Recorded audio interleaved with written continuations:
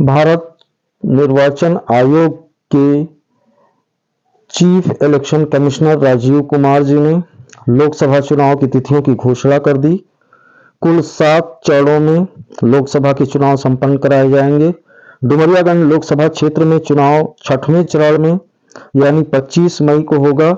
इसी के साथ चुनाव आचार संहिता आज से लागू कर दी गई है।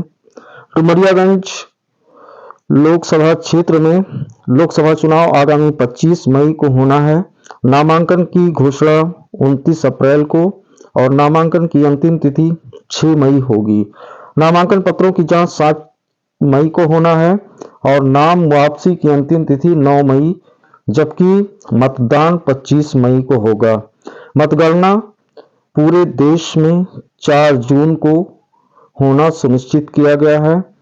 चुनाव तिथि की घोषणा के साथ ही सभी लोकसभा क्षेत्रों में आदर्श चुनाव आचार संहिता लागू कर दी गई है। इलेक्शन कमिश्नर राजीव कुमार जी ने साफ सुथरे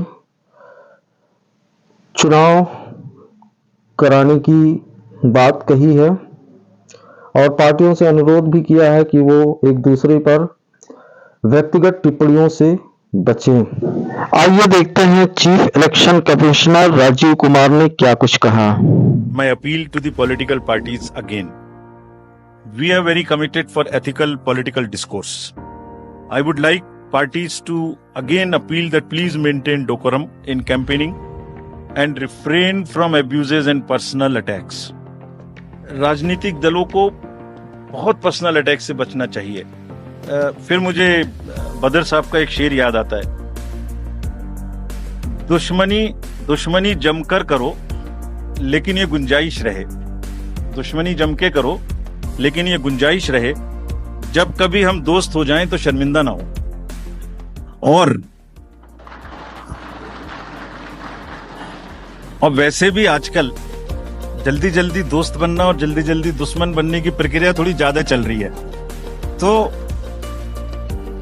तो पार्टीज कम से कम ऐसा ना गंदा बोलें कि वो एक दूसरे के दुश्मन बन जाएं और फिर कुछ ना हो सके। That in this digital world जो भी एक बार मुंह से निकलता है उसका रिकॉर्ड तो 100 साल तक के लिए पैदा हो गया, वो बार बार चलता रहता है। So please avoid creating digital memory of bad words which are coming from your mouth. Please be civilised during the election, this is what is our advice. और एक बार जब लड़ाई झगड़ा होता है ना तो प्रेम का धागा टूट जाता है, और जब प्रेम का धागा टूट गया तो बड़ी मुश्किल होती है।